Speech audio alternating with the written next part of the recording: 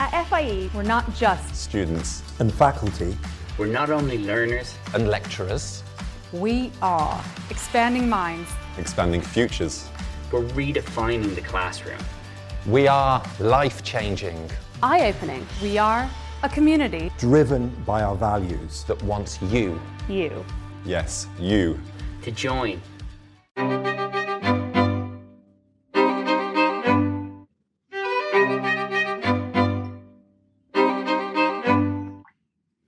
Hello and welcome to In the Field, a podcast from FIE where we will be exploring all things study abroad. I'm Dr. Heidi James Dunbar, writer in residence and faculty, and I will be your host. As you'll know from the previous episode, I have not long returned from the 12th SGLC, so the Student Global Leadership Conference, here in London at the Royal Geographical Society.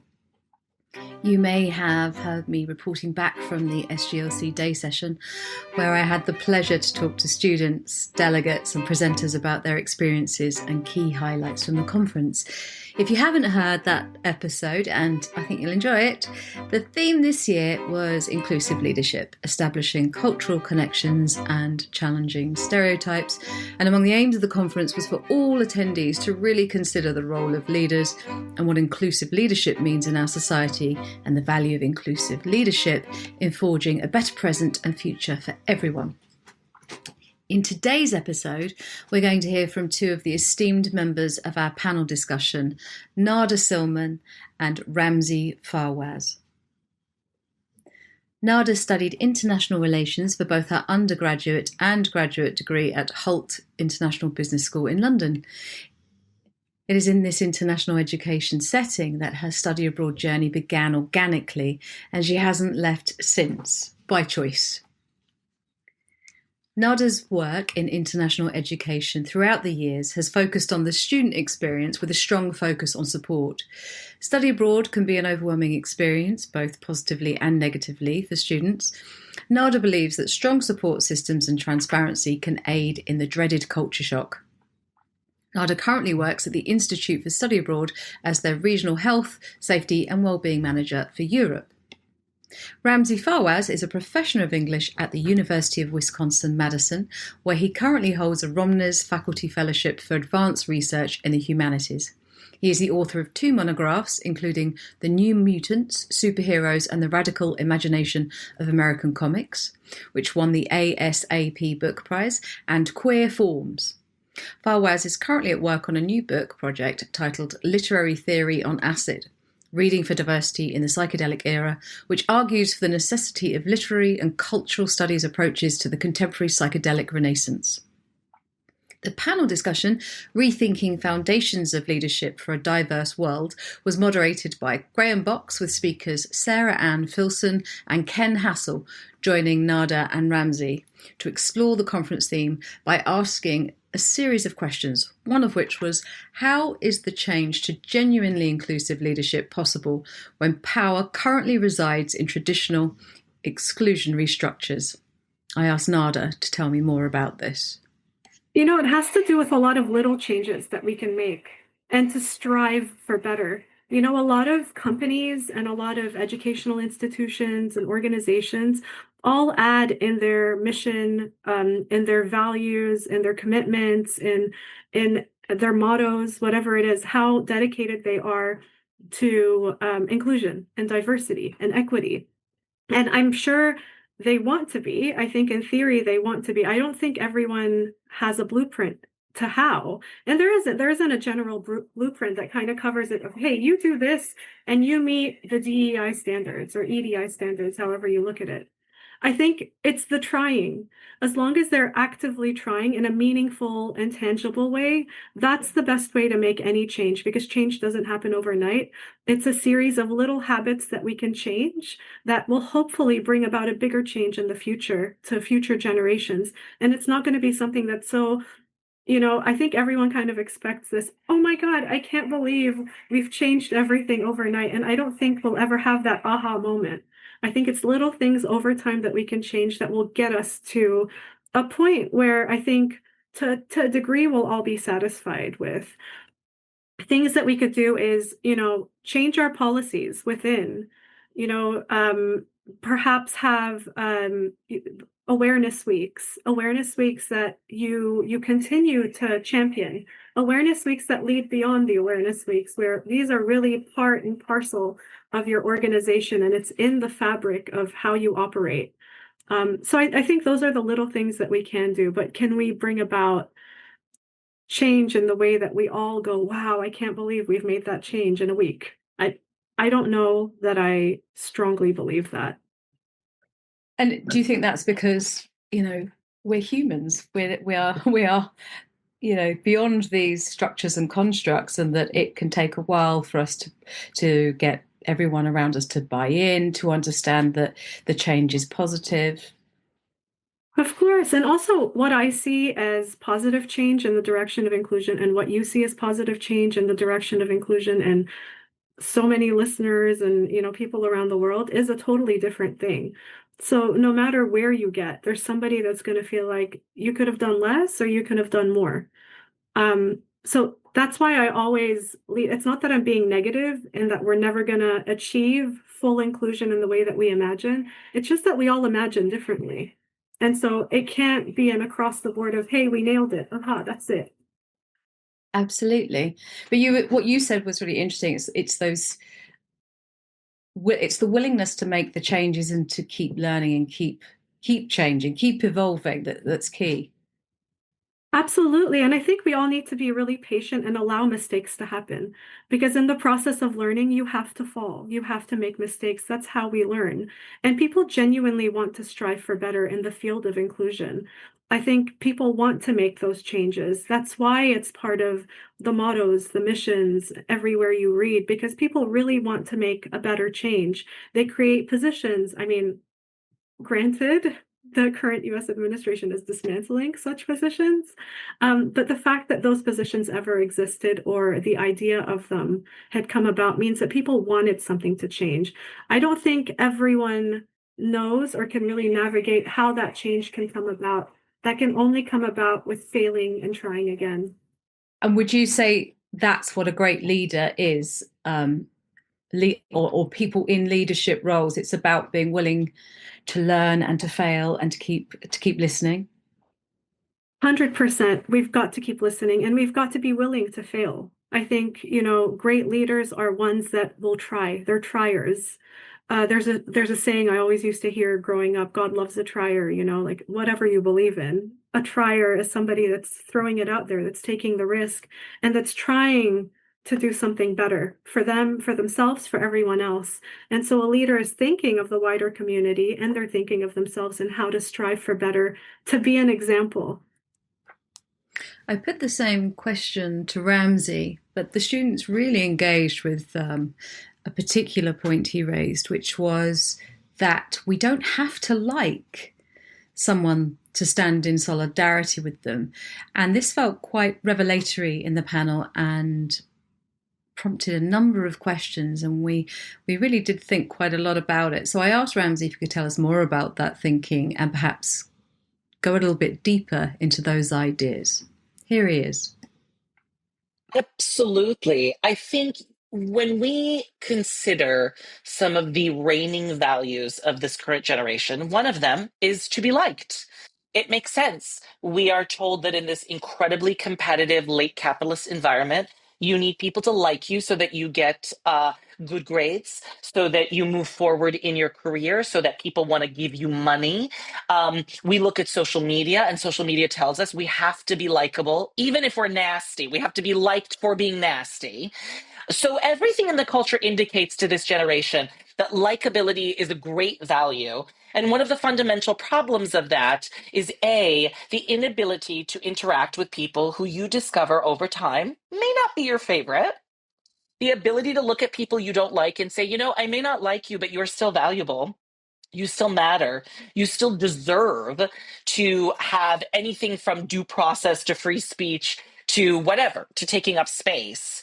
And so I think something that students don't grapple with is that their obsession with being liked actually weirdly makes them more inhumane. It makes them less able to recognize that the value of a human being is not whether or not they're likable. It's the mere fact that they exist. It makes them inherently valuable. So that's part one. We need to have that basic sense of humanity to even engage in democratic life. The next step is to say, okay, if I believe that you're valuable, then we all need to collectively work together to change the conditions of our existence. How will we negotiate our differences, including possibly that we don't like each other that much, in order to figure out what to do for all of us? And so I think it was important for me to remind the students we are living in a world where polarization is particularly acute because we feel that we don't want to speak to or we can't speak to anybody that we haven't already decided in advance is on our side. And that is a huge fallacy of contemporary politics. Like, you really have to be able to recognize that shared interests trump likability any day of the week. If we have mutual interests, we will negotiate our differences, and maybe in the process, we will grow to like and even love each other. And that's why I reminded the students you should find other places in your life to cultivate love, in friendship, with your family. Like, you should cultivate deep relations of love and likability so that when you enter the political realm and you encounter people that you don't like, you can say to yourself, oh, but I have a network of people who already love me. I don't need this person to love me to do politics. I think what's really scary about contemporary social justice politics is that essentially people turn to politics to make up for whatever love they do not feel they are receiving in their intimate lives. And this is a huge mistake. No one sector of your life can cover the entire range of human need. And to expect a social movement, which is an intentional, temporary collective practice of making change for specific reasons, to make that project have to fill in the void of your sense of self-worth, will always destroy it. It will make it a servant of your emotional needs. And I really want to push students to recognize they need to have a holistic life that includes deep love, deep intimacy, deep ability to have conflict with the people you love, to disagree, so that that part of your intimate life might be a basis for going out into a wider world and having meaningful disagreement with people maybe that you don't like. Yeah, absolutely. I mean, the conference, the SGLC, was specifically around inclusive leadership. And I feel like what you're talking about and what we often see is when there is disagreement, when we are asked to learn, when we are asked to think through a deep belief, it becomes a psychic wound. Like, we are devastated, destroyed. Absolutely. Our egos are torn down. And I Yes. feel like that's what's at stake here, that we haven't, like you're saying, we're not securing ourselves to say, that's interesting that you don't agree. Tell me why. Yes, exactly. Rather than the disagreement says something about me, Yeah.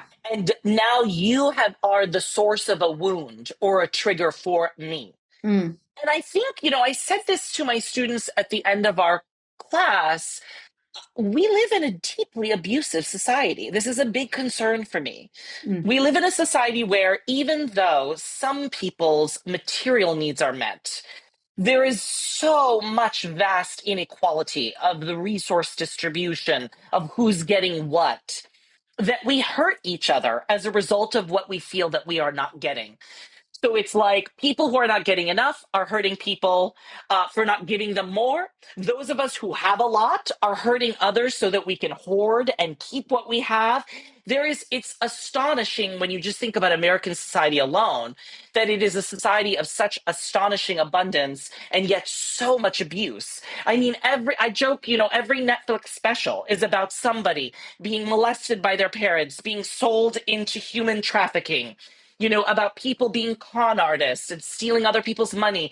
And of course, that's part of the entertainment realm. But we've become used to the idea that people are on trend abusive towards each other in our culture. And the irony is that we've developed an extremely elaborate language to talk about abuse but we have very few skills at actually reducing it and actually making it so that people move through the world with greater grace, love, compassion, kindness, etc. And so it's a major goal of mine to get students to understand that, like, creating a world where we can genuinely negotiate meaningful conflict reduces abuse.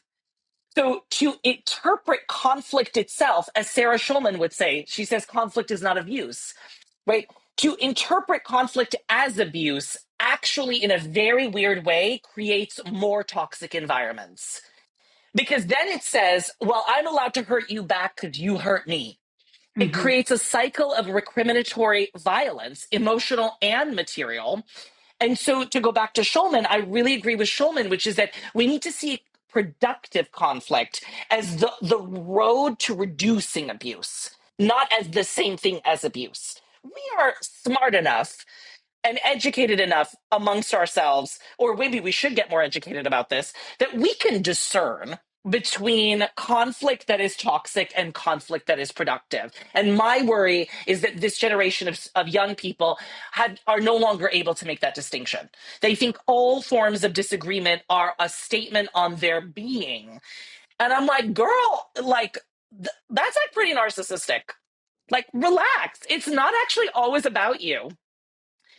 Sometimes it's about the person that you're in conflict with, like a family member died, you know, or they're struggling with their finances, or maybe you are actually being rude, or not, you know, being accountable for your actions. Like, you do the work of discerning the difference between productive conflict that helps you grow and conflict that's toxic. And I really want that for our younger generation. Yeah, absolutely. I know that there are various different campuses and universities in the States that are identifying this and hoping to teach, because we clearly, as adults, as a society, we have not equipped our young people, and many of ourselves, of our, you know, Absolutely. of our grown-ups, are not equipped to deal with negotiation, talking, discussion, discursive practices. Absolutely. You know, you had mentioned to me that there are some universities that are in the process of developing programs for helping students think about best practices for debate, negotiation. I am thrilled by that concept because I think one of the things that has been a great failure of the discourse of diversity, whether that comes from DEI or what we call woke discourse or social justice discourse or any of the places that want to think about human heterogeneity, a project I wholeheartedly condone and love, but I think could always be done with greater nuance. We've talked so heavily about diversity as an issue tied deeply to cultural identity, race, class, gender, sexuality, nationality, ability. We fail to think about diversity of thought, diversity of of the emotional spectrum, diversity of practices. So when you think about inclusivity, for instance, we were talking about how that was the theme of the conference, excellence in inclusivity. If you want to be inclusive, that does not mean simply using a managerial model of diversity that says we need to have a certain number of Black people, we need to have a certain number of Asian people. We need to, you need to look at our staff and be able to see visibly the differences. It might mean that you want to hire people that have different temperaments. It might mean you want to hire people that have lots of different approaches to the same problem, that come from different fields of knowledge. You know, there are many different ways of thinking about diversity. And when diversity is merely a metric that is about the numerical number of so-called culturally heterogeneous people, which, by the way, I think is also great and important. It is possible to have a very racially diverse workforce in a department who all think the same way, who all came. You could hire 20 people that all got their PhD from Yale, right? And all trained with the same people. That does not make for real heterogeneity. And so I'm sometimes sort of embarrassed that those of us who are supposed to be in the humanities studying the very problem of diversity, heterogeneity, multiplicity, we tend to then think of those categories in one way. And my work is really interested in like, how do you think about diversity diversely? How do you not just talk about the topic, but model it in the way you think? And I think for universities to start saying, hey, we need to actually train students to encounter difference through public debate, negotiation, disagreement, that is so key. And I will say to the side of that, probably one of the most recurrent qualities I see in this generation of students is a combination of people pleasing and conflict avoidance. Two qualities that are radically incapable of acknowledging, dealing with, and negotiating meaningful differences that we also now know are bad for you. You know, holistic medical experts like Gabor Mate and Basil van der Kolk, I think that's how you pronounce his name, you know, will tell us, like, studies are showing that constant conflict avoidance and people pleasing is a form of emotional suppression that leads to massive mental and physical health issues, from autoimmune disorders, early cancers, stress-related mental illness. If we can train a younger generation to not be afraid of conflict, they will be more themselves, and they will understand diversity as a multi-layered reality of being with a world that is heterogeneous in every direction. Brilliant. Wonderful. Thank you so much, Ramzi. Hopefully that's given you just a little taste of why the day sessions and the panel at SGLC was just so engaging and brilliant and thought-provoking that we were all abuzz afterwards. Thinking of joining us next year? For information on the SGLC 2026 and to learn more about our faculty, courses and programmes, visit our website www.fie.org.uk. And if you've enjoyed this episode, check out our others wherever you listen to your podcasts. Thank you so much for listening. FIE provides life-changing study abroad experiences in the UK, Ireland and Spain. As a non-profit educational organisation, we are passionately invested in making a difference for our students as the future global leaders of tomorrow and the field of international education as a whole. The FIE podcast is a creative and academic space for exploring everything, the people, the places and opportunities that make your experience so valuable and exciting.